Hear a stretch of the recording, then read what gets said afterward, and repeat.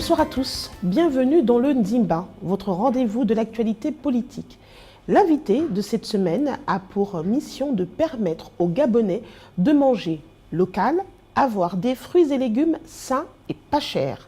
Au cours de cette émission, le ministre d'État, ministre de l'Agriculture et de l'Entrepreneuriat agricole, chargé de la mise en œuvre du programme Graines, va nous éclairer sur la feuille de route de son département.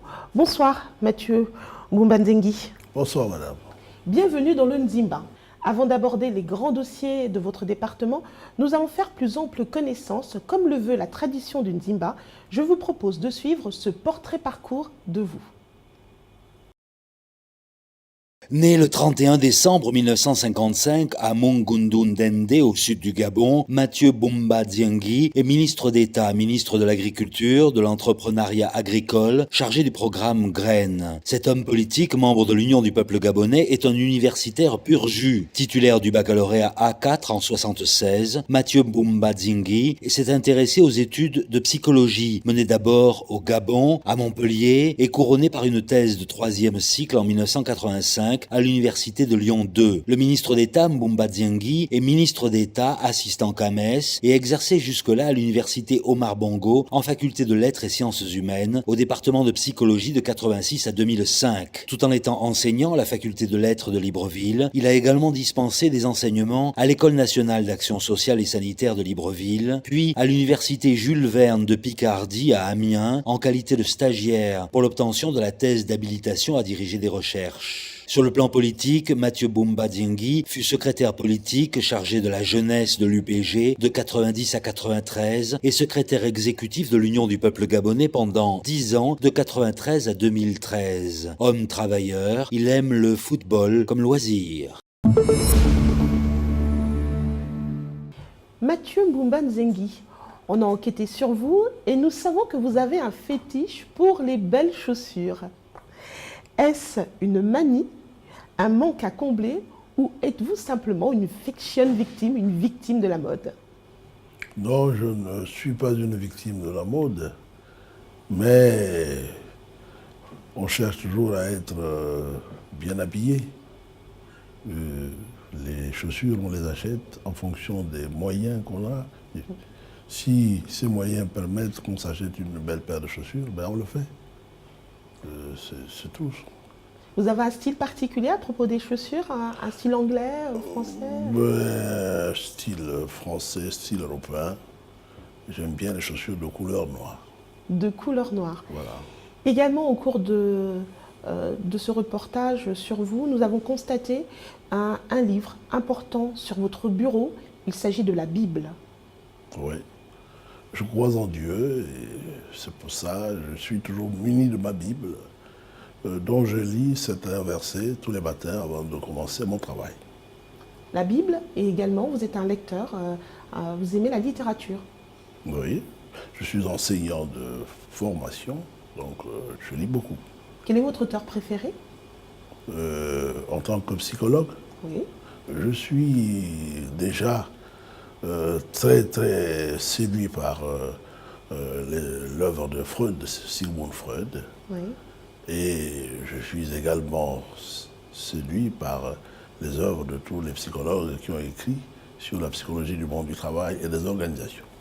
Est-ce qu'à travers les études que vous avez entreprises, est-ce qu'on peut dire que finalement vous vous êtes mis au service du peuple parce que vous aimez un petit peu comprendre comment l'être humain fonctionne? Ah oui, l'être humain, c'est l'objet de mon existence. Toutes mes recherches sont axées sur l'être humain. Donc, et puis l'être humain est au centre de tout. Sans l'être humain, je ne vois pas comment serait la société. Donc c'était naturel pour vous d'embrasser une carrière politique? Oui, la carrière politique, elle m'est venue suite à mon implication dans l'UPG. J'ai répondu à l'appel du président Pierre Mamboundou pour travailler à ses côtés. Et si je suis homme politique aujourd'hui, je le dois beaucoup à M. Pierre Mamboundou. Un démarrage difficile quand même en politique avec une expérience case-prison? Une expérience que je dirais, je qualifierais très douloureux. C'est une expérience douloureuse parce que j'ai été en prison, j'ai fait 14 mois de prison. Mais ça, c'est du domaine du passé. Maintenant, je vois l'avenir. Vous avez parlé de Pierre Mamboundou. Oui. Pouvez-vous partager avec nous un souvenir? Le souvenir de Pierre Mamboundou. Mais il y en a tellement, mais puisque vous souhaitez que j'en partage un avec vous, nous l'appelions, nous l'avons surnommé Monsieur la hiérarchie. Parce qu'il était très, très respectueux des principes hiérarchiques et il les faisait aussi respecter. Donc, c'est quelqu'un qui aimait l'ordre, des choses bien faites, la discipline et le respect des uns et des autres. Est-ce que ça faisait de lui un homme inaccessible? Mais non, il était très, très accessible. Mais il fallait accéder à lui en respectant certains usages, certaines normes. Voilà. L'UPG, justement, nous en parlons, une hydraide rouge à plusieurs têtes. Quel commentaire faites-vous? Il n'y a pas plusieurs têtes à l'UPG. Il y a un seul UPG. Aujourd'hui, le patron de l'UPG, le chef de l'UPG, c'est votre humble serviteur, c'est Mathieu Mbomba Diengui. Nous avons certainement eu des difficultés. Il y a eu des procès parce que d'aucuns ont voulu s'arroger la paternité de l'UPG, mais ils l'ont fait de manière hasardeuse, de manière illégale. Et à maintes fois, nous avons saisi les tribunaux, et les tribunaux nous ont donné raison. Donc c'est l'UPG, c'est nous, c'est Mathieu Mbomba Diengui et tous ceux qui sont avec lui. Que dites-vous à ceux qui disent que vous êtes un ministre par défaut? Ministre par défaut, je ne sais pas d'où vient cette expression. Est-ce que, parce qu'on va être désigné après quelqu'un qui refuse une offre d'aller au gouvernement, qu'on sera un ministre par défaut? Quelqu'un a été sollicité, il n'a pas eu le courage de son oui. Il n'a pas eu le courage de son oui. Il est revenu là-dessus. Et aussitôt après, quelqu'un d'autre est nommé, qui est courageux, qui a plus de cran que lui. Eh bien, est-ce que celui-là, c'est un ministre par défaut? Je ne pense pas. L'UPG, c'est un parti de l'opposition. Vous avez accepté de rentrer dans le gouvernement. Où doit-on à présent vous situer? Si nous sommes au gouvernement, c'est parce que le président de la République a estimé qu'il était temps de constituer un gouvernement d'ouverture. Il nous a tendu la perche et nous avons accepté d'être au gouvernement. Mais nous restons toujours dans l'opposition. Merci. À présent, Monsieur le ministre d'État, vous allez avoir l'occasion dans quelques instants de nous expliquer les enjeux de l'agriculture dans notre pays. Ce sera après cette analyse d'une Zimba. L'agriculture apparaît comme le parent pauvre des politiques gouvernementales ces 50 dernières années. Pourtant, de nombreux projets ont vu le jour, des projets qui auraient pu éviter au Gabon une lourde dépendance extérieure. Les espaces cultivables existent, la terre est fertile dans tout le pays. Le Gabon, de l'avis des experts, n'est pas seulement un scandale géologique, mais également une terre où tout pousse. Question, qu'est-ce qui bloque ce secteur qui a du potentiel? Qu'est-ce qui freine l'élan de ce pays pour avoir une agriculture performante? Certes, le poids des traditions est encore bien présent. Le secteur trouve son aire de compétence dans les zones rurales où l'on pratique encore une agriculture sur brûlis. Les méthodes n'ont pas bien évolué, ainsi que les mentalités, car ici, nous sommes dans une agriculture de subsistance. On notera que dans les années 70, l'État a fait le choix de la culture des produits d'exportation, entre autres le sucre, le riz, les VA, en laissant de côté les cultures de consommation locale, qui auraient pu réduire le fort taux d'importation que l'on constate aujourd'hui. Ainsi, l'État a créé de grandes entreprises et des industries dans le domaine qui, malheureusement, n'ont pas apporté au Gabon le boom qu'il espérait, comme il l'a connu aussi bien avec le bois que le pétrole. De même, le concours des organisations telles que l'IGAD n'a pas permis au Gabon d'assurer son autosuffisance alimentaire. Le retour à la terre a été difficile. Des mentalités se sont durablement installées, notamment celle des Gabonais qui préfèrent le bureau au travail de la terre, celle du Gabonais citadin préférant être chômeur en ville qu'agriculteur au village. Bref, l'agriculture est à repenser totalement. Ce sont de grandes décisions à prendre, des stratégies à mettre en place. Avant d'entamer cette deuxième partie de notre émission, Mathieu Mbumba Nzengi, qu'est-ce qu'on retrouve dans votre assiette? Eh bien, dans mon assiette, il y a souvent et régulièrement des produits vivriers locaux. Donc je mange beaucoup de bananes, beaucoup de taro et du manioc. Donc c'est vraiment une manière à moi de mettre l'accent sur les produits locaux pour lesquels je me bats. C'est d'abord pour ces produits locaux que le ministère de l'Agriculture travaille afin que demain les Gabonais puissent en avoir suffisamment dans leur assiette. Justement, le sommet de Maputo sur l'autosuffisance alimentaire instruisait au gouvernement d'allouer 10% du PIB au programme détaillé du développement agricole. Seuls 2 pays, la Guinée équatoriale et l'Afrique du Sud, y sont parvenus. Comment expliquer, Monsieur le ministre d'État, que le Gabon n'accorde même pas 1% de son produit intérieur brut? C'est le souci du Gabon d'allouer 10% de notre budget national à l'agriculture. Nous nous y déployons. Mais vous savez que nous connaissons des difficultés au niveau de notre budget. C'est ce qui nous bloque aujourd'hui. Mais nous pensons qu'à la longue, il faut que nous arrivions à relever ce taux-là, ce chiffre-là, parce que ce n'est qu'ainsi que nous pourrions atteindre l'autosuffisance alimentaire à laquelle vous faites allusion, madame.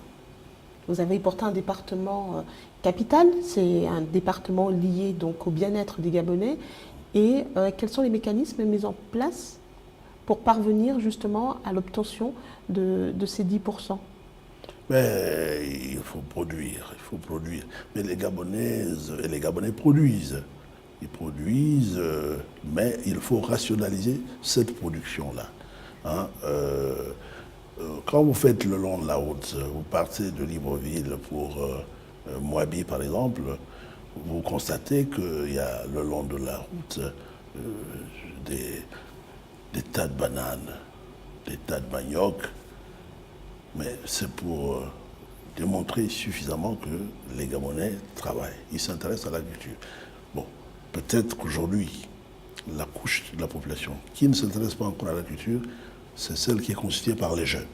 Mais en tout cas, les adultes, entre 50 et 60 ans, est une couche très intéressée par l'agriculture. Louis-Philippe Adinga nous a rejoint pour poursuivre le débat. Bonsoir Louis-Philippe.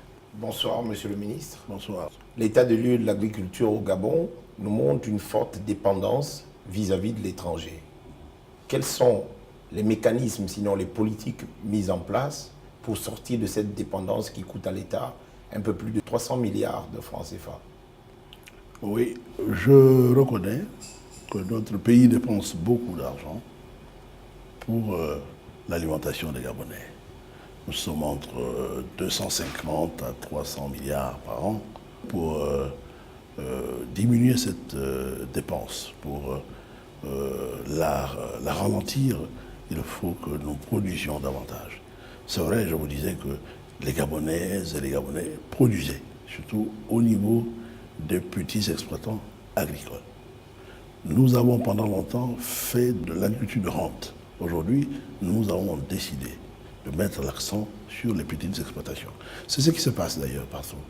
Même dans les pays les plus avancés, dans les pays d'Europe, où j'ai eu l'occasion d'y aller, dans certains d'entre eux, l'accent est mis sur les petites exploitations, sur les exploitations familiales. Monsieur le ministre d'État, finalement, est-ce que les différents programmes que vous conduisez sont opérants? On sait que ça fait un peu plus de 20 ans qu'il y a un certain nombre de programmes. Est-ce qu'il y a des résultats? Vous faites allusion au PEDAR. Le PEDAR, c'est le programme de développement agricole rural. Bien entendu. Qui est implanté, qui est mis en application dans le Wellington. Ça produit. les résultats vraiment escomptés. Même si nous n'avons pas atteint le chiffre de 11 200 tonnes de bananes en termes de prévision, mais nous sommes aujourd'hui à 7 407 tonnes de bananes. Nous dépassons largement la moyenne. Si vous nous donnez des chiffres, cela suppose que votre département des statistiques fonctionne. Il y a les statistiques, même si nous pourrons dire qu'elles ne sont pas complètes. Ou à jour. Fiable. Non, fiables, non. Elles ne sont pas complètes, mais nous pensons qu'en restructurant les choses d'ici là, elles seront complètes, elles le seront totalement à jour. Elles vont couvrir l'étendue du territoire national. En fait, vous êtes en train de nous dire que votre direction des statistiques va désormais enregistrer tout ce qui se produit en termes agricoles au niveau national. Mais c'est ce qu'il faut. Une agriculture sans statistiques n'est pas du tout édifiante. Il faut que par les statistiques, nous arrivions à démontrer que nous produisons et qu'est-ce que nous produisons. Nous avons parlé des programmes. Il y a aussi le PRODIAG et nous avons aussi le FIDA. Le PRODIAG, par exemple, pèse à peu près 13 milliards. À ce niveau, est-ce qu'il y a des résultats, ne fût-ce que dans le court terme? Le PRODIAG, aujourd'hui, est mis en application par l'IGAD. L'IGAD, Institut Gabonais d'appui au développement. Aujourd'hui, il y a 1094 producteurs appuyés par l'IGAD. Donc c'est pour dire que ces 1094 producteurs le sont dans le maraîchage, dans les cultures vivrières, dans l'élevage et dans la transformation agroalimentaire. Oui, vous venez de parler justement de l'IGAD. La question qui taraude les esprits de certains, c'est comment expliquer que plus de 20 ans après, c'est toujours un Français qui a la tête de l'IGAD alors qu'il y a des Gabonais peut-être outillés pour qu'il y ait une sorte de transmission de témoins. Il y aura cette transmission de témoins. Vous savez que l'IGAD, donc dépendant du PRODIAG, est beaucoup subventionné par l'AFD, l'Agence française de développement. Si nous avons pour le moment M. Pomarel à la tête de l'IGAD, c'est parce que il n'a pas terminé la mission qui lui a été dévolue, mais ne vous en faites pas, la relève sera assurée. Oui, et donc vous avez parlé de maraîchage, vous avez aussi parlé des œufs. Le Gabon, dit-on, est en train d'inverser la tendance en ce qui concerne les œufs. On serait à peu près à 80% de production. Vous confirmez les chiffres? Ben, évidemment. Le Gabon, au niveau de l'élevage, au niveau de la production des œufs, est en train de connaître une courbe ascendante. Oui, actuellement, vous avez de nombreux établissements sous tutelle, mais il y en a qui font parler d'eux. La Gaza, par exemple, est affectée à la sécurisation des aliments. Est-ce que les aliments, justement, que nous consommons sont sécurisés? Mais évidemment, sinon, on ne verrait pas la raison d'être de la Gaza. La Gaza fait bien son travail. Les experts de cette agence vérifient en amont et en aval ce qui est consommé au Gabon. Mais je voudrais quand même insister à propos de la Gaza, parce qu'il s'agit de sécurité alimentaire, Mathieu Mboumbandzengi. Oui. Quels sont les mécanismes? Est-ce que réellement ces animateurs, donc ces agents de la Gaza, vont sur le terrain, prélèvent? Est-ce qu'il y a réellement un contrôle? Ils vont sur le terrain et prélèvent. Il y a des laboratoires. Et puis, les prélèvements sont soumis au labo. Parce que pour parler très clairement, la ménagère qui nous écoute, le goût du folon, de l'amarante n'a plus le même goût. On voit bien qu'aujourd'hui, le trop-plein d'engrais fait en sorte qu'il y a un manque de goût aussi au palais. Cela suppose, monsieur le ministre d'État, la question des normes. C'est-à-dire, est-ce qu'il y a aujourd'hui, c'est certainement un chaînon manquant, la traçabilité, la labellisation de ces produits? Bien. Est-ce que vous avez les moyens de le faire? Madame venait de parler de la productrice. Non, de la consommatrice. De la consommatrice, de la ménagère. Du folon. Oui, mais ça dépend de là où elle va acheter son folon. Si elle l'achète chez un producteur isolé, vous voyez que ça échappe au contrôle de la Gaza. Mais ce n'est pas ça sa mission, de pouvoir contrôler, de garantir. Mais il faut d'abord qu'il y ait. La Gaza n'a pas la mission de collecter les productions agricoles au pays. Cette mission serait dévolue à la COPA. Oui, justement, puisque vous parlez de la COPA, Oui. aujourd'hui, on a l'impression que c'est une nébuleuse. On parle même de 8 mois d'arriérés de salaire impayés en 2014. La COPA connaît des difficultés, certes. Mais s'il y a difficulté, c'est parce que nous sommes en train de voir comment mettre en place, comment donner à la COPA tous les instruments qui lui permettront de mieux faire son travail, de faire de manière active son travail pour éviter à la longue ce genre de difficultés. Oui, la COPA, c'est bien l'agence de collecte, de commercialisation des produits agricoles. Oui, monsieur. Dans les projets, il est dit que cette agence devrait se doter de grands hangars pour collecter et justement entreposer ces produits. Où en sommes-nous?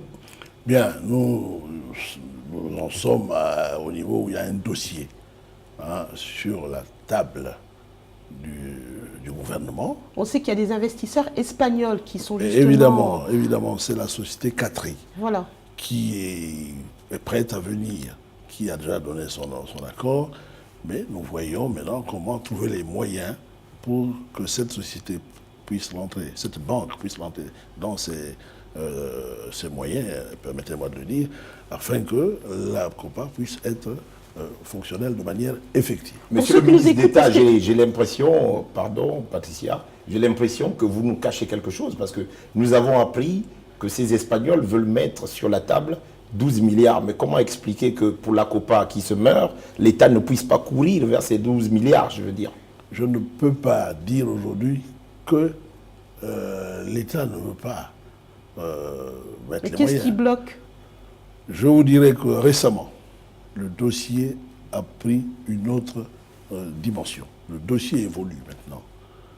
Donc, j'ai eu une séance de travail déjà avec le ministre de l'économie, avec le ministre du budget, et qui d'ailleurs, le ministre de l'économie, devant moi-même, a interpellé le directeur général de la COPA pour qu'il puisse se mettre au travail avec ses experts afin au fin de faire avancer ce dossier-là. Oui, vous avez justement l'obligation d'être très près parce que avec le programme Graines dont vous allez discuter tout à l'heure, Oui. il y aura certainement une grosse quantité de produits sur le marché. Il faudra pouvoir être prêt pour les gérer. engranger. Et évidemment, il faut stocker tous ces produits-là. Mais si on n'a pas les moyens de stockage, ben c'est des produits qu'on aura collectés pour rien, parce qu'ils vont connaître un état de périssement incroyable. On aurait pu parler de l'agriculture industrielle, Oui. notamment de l'agro-industrie. Oui. Est-ce que vous pouvez nous dire un mot pour assurer? Parce qu'on a l'impression qu'à ce niveau, il y a aussi du flou. Pour le moment, l'agro-industrie se fait au niveau de l'EVIA et du palmier à huile. Donc, en termes alimentaires, rien. Non, vous avez vous-même parlé de l'agro-industrie. Oui, bien sûr. Je voudrais vous situer. Je voudrais que nous nous situions dans l'agro-industrie qui se fait. Mais l'agriculture vivrière, elle est faite, elle est réalisée en plein. Elle a un essor évolutif. Voilà. À présent, nous allons aborder, Mathieu Mbumba-Nzengi, une thématique essentielle pour votre département. Il s'agit de l'entrepreneuriat agricole. Considérée comme secteur vital pour le pays, l'agriculture n'a pas généré des entreprises viables capables de grossir le PIB de l'économie nationale. L'histoire nous montre que l'agriculture est le premier secteur qui fait décoller l'économie d'un pays. C'est elle qui permet la mutation des systèmes économiques des États. Du secteur primaire, on débouche sur le secteur industriel et des services. Il s'agit d'un moteur de croissance de l'économie. Les pouvoirs publics ont créé des entreprises de grande envergure. Mais des entités qui n'ont pas eu la capacité de prospérer et même d'apporter de la valeur ajoutée. Durant ces 30 dernières années, il y a une contradiction dans les politiques gouvernementales où la création des entreprises s'est concentrée sur les produits d'exportation plutôt que sur les produits de consommation locale. De plus, la rentabilité de ces entreprises n'a pas été mesurée. Les marchés, pour la plupart, ont été des marchés extérieurs où la concurrence est rude. On signalera que les coûts de facteurs n'ont pas épargné les entreprises agricoles gabonaises. Finalement, elles ont manqué de compétitivité par rapport aux concurrentes de la sous-région. En dépit d'un léger sursaut avec la création des organisations telles que l'IGAD, prônant la formation des jeunes entrepreneurs agricoles, le constat est clair. Le Gabon n'est pas encore entré dans la culture de l'entreprise agricole. C'est tout un travail à refaire, de nouvelles politiques à refaire, déconstruire le mythe des sous-métiers qui gangrènent les jeunes Gabonais. Du coup, ce vide profite aux jeunes entrepreneurs expatriés qui trouvent à proximité des villes des terres cultivables pour les cultures maraîchères. Aussi, y a-t-il lieu de relever que le système de financement des activités de ce secteur, dont la rentabilité n'est pas souvent visible pour les investisseurs tels que les banques ou les divers fonds créés à cet effet, pose un véritable problème d'organisation de cette entreprise qui pourtant a des arguments. La terre ne ment pas. Après le reportage que nous venons de suivre, quelles sont les mesures incitatives pour la création des coopératives agricoles? Bien, je voudrais, madame, dire qu'il y a deux types de coopératives. Il y a les coopératives simplifiées et les coopératives avec conseil d'administration. Pour adhérer à une coopérative simplifiée, il y a une condition, il faut être 7 personnes qui prennent l'initiative de créer une coopérative. Pour les coopératives avec conseil d'administration, le seuil exigé, c'est 15 personnes. Et les conditions, c'est qu'il y a un certain nombre de documents à fournir, il y a une dépense à engager. Cette dépense, elle est de 10 000 francs pour une coopérative simplifiée et de 20 000 francs pour une coopérative avec conseil d'administration. Ici à Libreville, toutes les formalités se prennent à Bateveya, où il y a nos services relevant du développement rural. Et à l'intérieur du pays, c'est au niveau de nos directeurs régionaux. Donc pour ceux qui nous suivent, l'agriculture, ouais. Il faudrait se rapprocher simplement de la Direction générale du développement rural oui. pour se mettre en coopérative agricole. Pour poursuivre le débat, Jonas Osombe nous a retrouvés. Bonsoir, Monsieur le Ministre. Bonsoir. Vous venez tout à l'heure de décliner les conditions de création d'une coopérative. Oui. Et en termes d'entreprise, qu'est-ce qui est fait? Parce qu'au Gabon, généralement, on a l'impression qu'il n'y a que les plus grosses entreprises. Il n'y a que SIAT, il n'y a que la SMAG. Comment le Gabonais fait-il pour créer une entreprise agricole? Mais c'est déjà créer une entreprise quand on se retrouve au sein d'une coopérative. On entre déjà dans le monde de l'entrepreneuriat agricole. Ce qui est très différent, comme vous-même venez de le dire, des sociétés agricoles telles que SIAT et autres. L'entrepreneuriat agricole commence par là, être dans une coopérative, remplir les conditions pour que cette coopérative... Il y a quand même un palier à franchir, non? Mais, on part d'une coopérative à une entreprise. Mais évidemment... La question que les Gabonais se posent est celle de savoir comment fait-on justement pour partir d'une coopérative plutôt à une entreprise agricole. Mais que la coopérative évolue d'abord, ça dépendra de ce que l'activité agricole va produire. Imaginez-vous que si nous commençons par une coopérative et que demain, cette coopérative nous rapporte beaucoup, nous pourrions avoir les ambitions de nous transformer en une entreprise agricole du type SIAT, comme vous le dites. Justement, comment l'État fait pour accompagner ces compatriotes qui sont Je commence membres? par, nous sommes 7. Oui. Nous commençons par une coopérative simplifiée, Oui. c'est-à-dire au nombre de 7. Nous passons à 15 et au-delà, nous employons aujourd'hui une cinquantaine d'agriculteurs. Nous pouvons maintenant penser à se transformer en véritable entreprise agricole. Oui. Et quelle serait à ce moment-là l'aide de l'État? Ce n'est pas à vous que je vais apprendre que c'est souvent vers la banque qu'on se retourne. Hein? La banque, avec votre projet bien ficelé, peut vous allouer des crédits.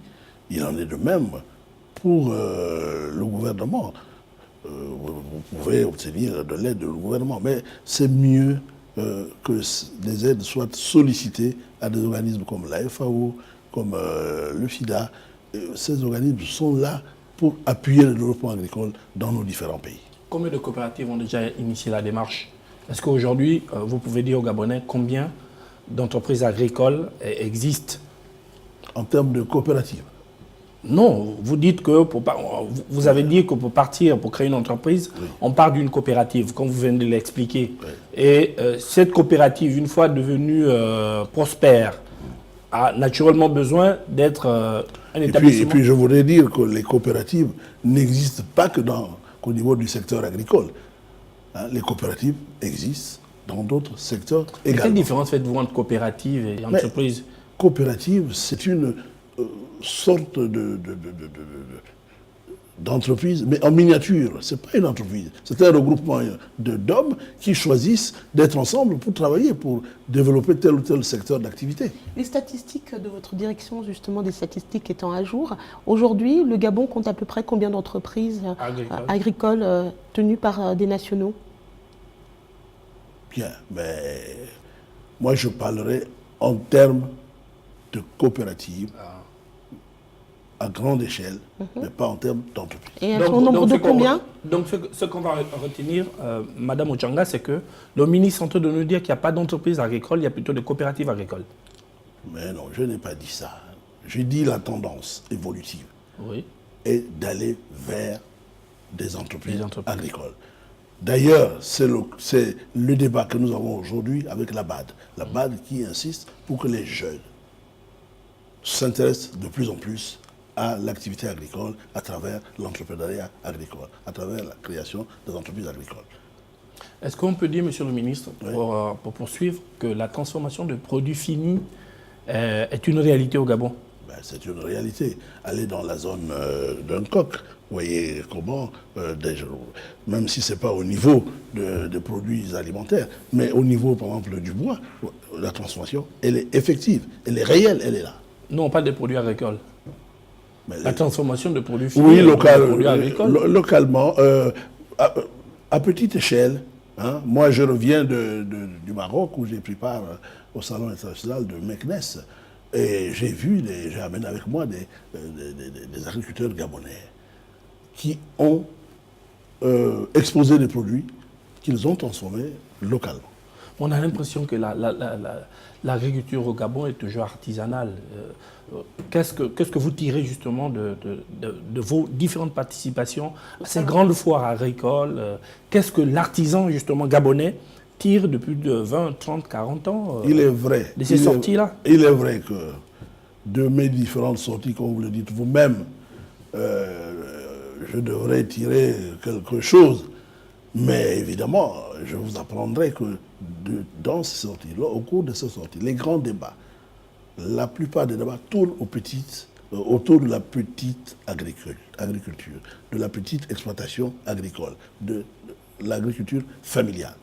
On commence d'abord par là, avant d'arriver à un niveau élevé de l'agriculture. Justement, est-ce que ce n'est pas à ce moment-là qu'il faudrait avoir toute l'aide nécessaire pour pouvoir permettre à ces exploitants, aussi petits soient-ils, à se développer quand ils vous accompagnent dans les foires internationales?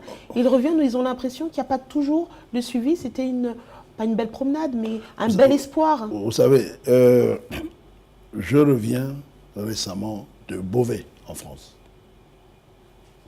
où je suis allé visiter l'usine de l'AGECO, hein, qui est spécialisée dans la fabrication des tracteurs. Nous voulons, l'une des ambitions que nous avons, c'est de mécaniser l'agriculture gabonaise. Absolument. Et aujourd'hui, les statistiques mondiales disent ou démontrent suffisamment que les jeunes ne sont pas encore intéressés par les activités agricoles. Justement, est-ce que ce ne serait pas mettre même au niveau, je vous dis, même au niveau mondial, la population.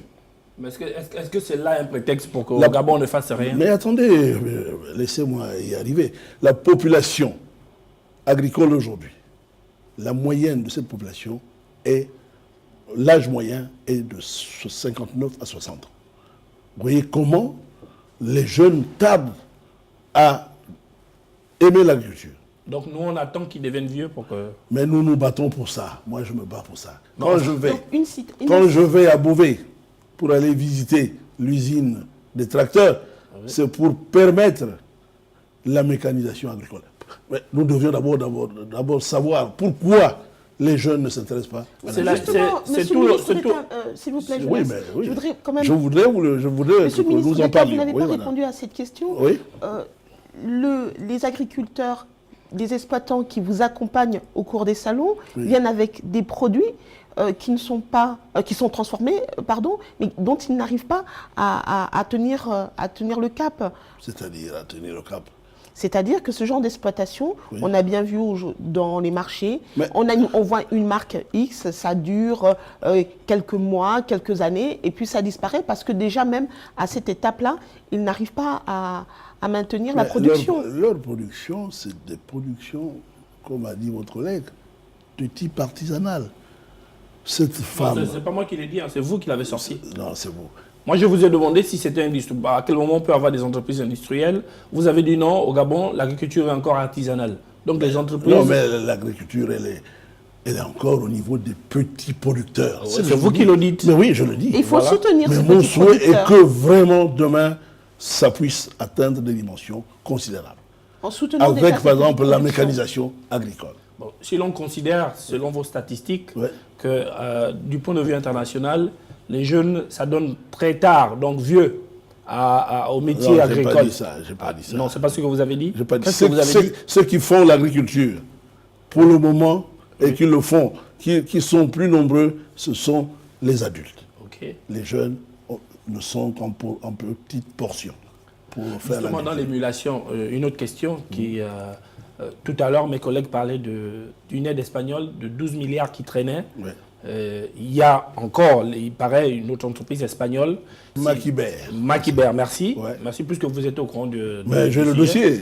Vous avez le dossier. Donc, Maquiber propose 9 milliards pour relancer les activités de l'école rurale d'Oyem. Oui.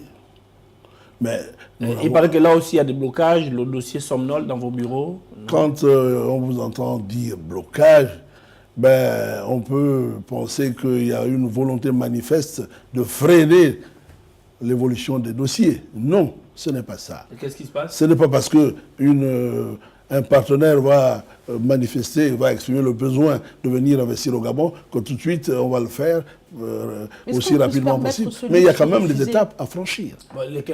Maquiber, je venais seulement d'avoir le dossier de Maquiber. Donc laissez-moi le temps d'évoluer. Tout à l'heure, j'ai reçu un coup de fil de leur représentante au Gabon, et qui d'ailleurs me félicite parce que nous avons, mon conseiller juridique et moi-même, nous avons mis au point, nous avons confectionné un protocole d'accord que nous leur avons envoyé et ils en sont très satisfaits. Elle m'a demandé, est-ce que maintenant ils peuvent venir? J'ai dit non, pour le moment, je ne peux pas leur demander de venir parce que s'ils viennent maintenant, ils pourraient ne pas être satisfaits. Et ils vont faire un voyage mais pourquoi ne doivent-ils pas être satisfaits à partir du moment où ce sont eux qui amènent... Formation, parce qu'il s'agit ici de... Le temps que le dossier soit étudié, nous sommes en train d'étudier. Le temps que nous traversions les différentes étapes qui conduisent au bouclage du dossier. C'est tout.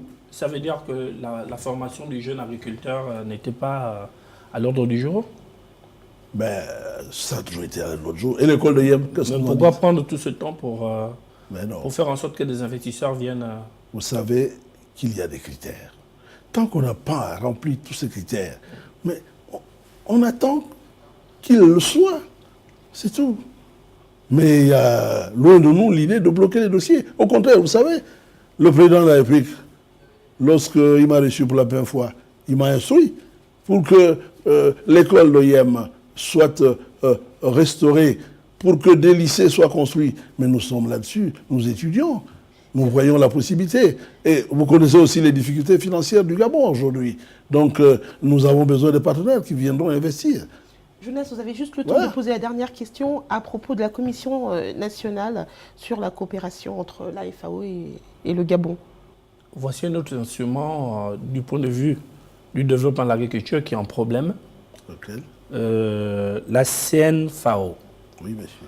Et donc, la question que je vais poser, c'est ici, comment comprendre qu'un instrument aussi important soit en difficulté en termes de fonctionnement?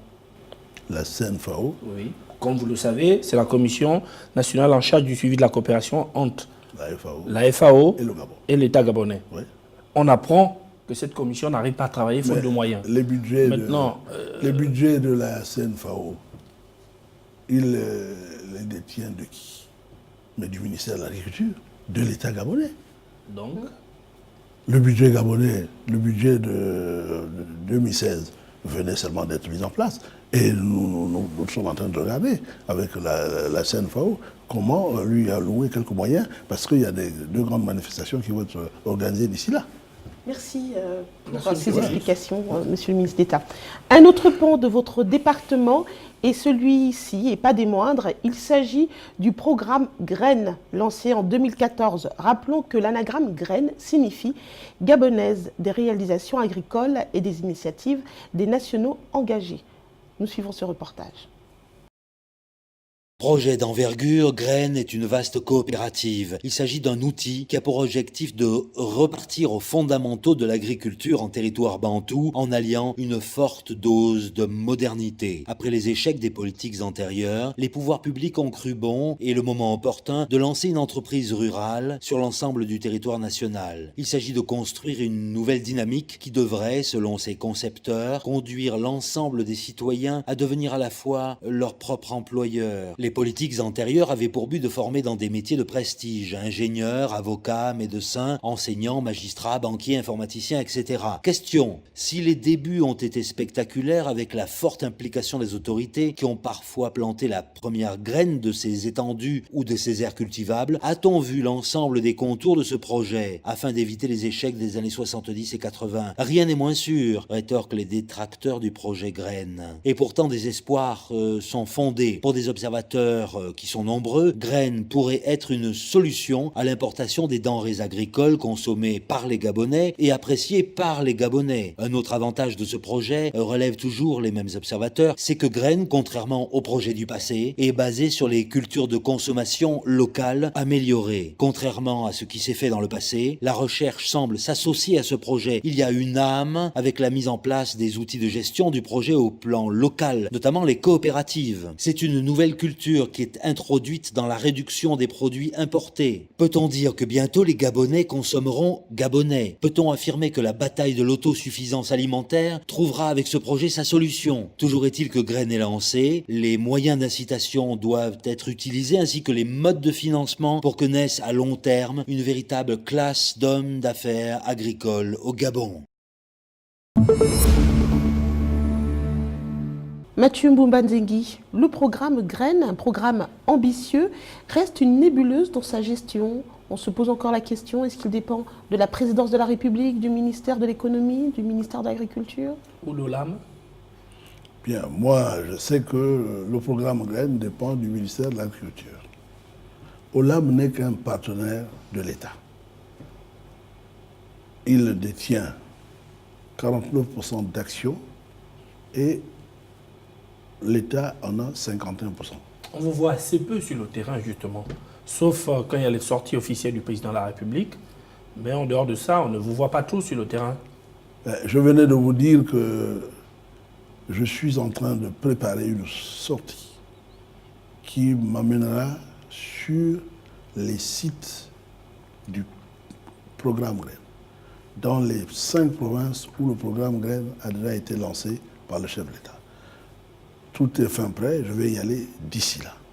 Mais il n'empêche que nous avons nos agents qui travaillent en étroite collaboration avec ceux de Graines sur le terrain.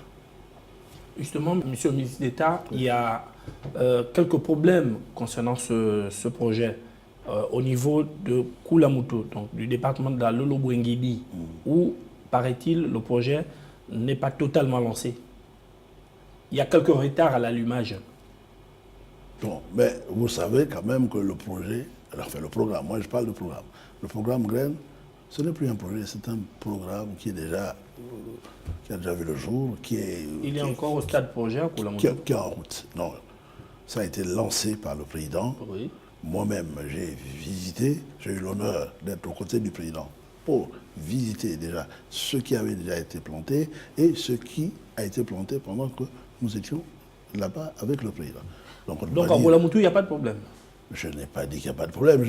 Je vous dirais que l'œuvre humaine n'étant pas parfaite, on devrait s'attendre à ce qu'il y ait quelques manquements. Mais c'est pour cette raison, c'est parce qu'il m'est rapporté, il m'est parvenu, il me parvient régulièrement qu'il y a quelques endroits où les choses bloquent encore. Ayant tout ça dans la tête, j'ai décidé de faire bientôt un tour, un programme, j'ai mis au point un programme de visite déplacement. de terrain. Voilà, pour une visite de terrain. Nous sommes toujours dans l'installation, donc en tout cas à l'avenue de Graines dans les autres provinces, il en reste 4, notamment dans le Moyen-Ogooué. Comment ça va se dérouler, sachant que le Moyen-Ogooué a déjà le programme Ramsam sur la protection des zones humides? Mais le programme Graines ne vient pas annihiler les autres programmes. C'est un programme de plus. Mais sauf que celui-ci, c'est un programme phare. C'est un programme qui voudrait aller à une vitesse, qui voudrait connaître une vitesse de croisière. C'est un programme qui tient à cœur le chef de l'État. Donc, le chef de l'État qui est vraiment préoccupé par la question d'autosuffisance alimentaire, voudrait que cette autosuffisance alimentaire arrive maintenant chez nous. Justement, où en sommes-nous à propos des premières récoltes de graines? Les premières récoltes de graines, vous les aurez d'ici le mois de septembre prochain. L'agriculture va aussi avec le développement routier. Le gouvernement ambitionne de développer 3000 km de routes agricoles. Où en êtes-vous avec les avancées de ce dossier? Bien. Les routes, comme vous le savez, c'est une préoccupation. Récemment, mon collègue des infrastructures nous a déployé un programme de développement de routes, notamment de routes secondaires. Tout ceci va être fait d'ici là. Et le calendrier en matière de poursuite de l'implantation du programme dans les autres provinces, on peut l'avoir? La prochaine province où le programme va être lancé, ce sera la province de la Diaga, début du mois de juillet.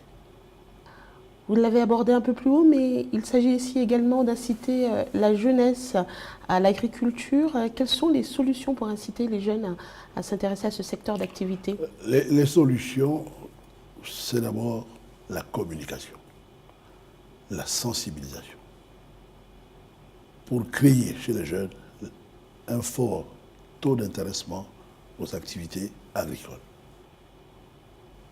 Les conditions, c'est que les jeunes comprennent qu'il n'y a pas que